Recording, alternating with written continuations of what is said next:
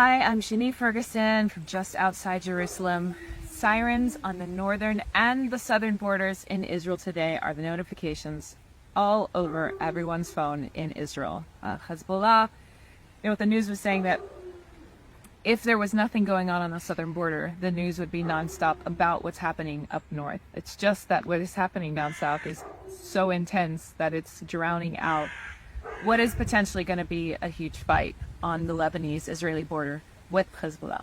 In the meantime, what Israel is saying is that they still believe there are terrorists from 2 weeks ago on Shabbat that infiltrated into Israel, and they're hiding out in different locations. They did just arrest someone in a village down south with the suspicion that he was housing one of the terrorists. They also found a terrorist on their way back to Gaza. And so there are terrorists among us. Currently, around the world, there are many, many pro-Hamas rallies and protests against Israel taking place. And this is why this is a problem for you. Because at which point it comes to your doorstep and no longer matters if you love Hamas or if you hate Hamas or if you love Palestinians or if you hate Israel. It doesn't matter because they're not coming to you to ask if you are pro or against them. They will come with their same terrorist activities and attack all over the world. That is why supporting Israel in the fight against Hamas will only do you good. Just today, Egypt and Jordan met together and decided they were going to call for a ceasefire. And this is the wall that Israel hits every time they try to go into Gaza and take out this evil core that is terrorism, that is Hamas.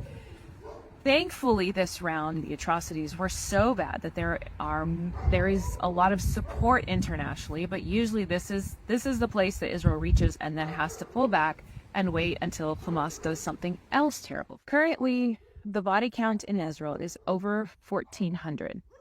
That includes Jews and Arabs and Bedouins and Druze. The number of kidnapped is over 200.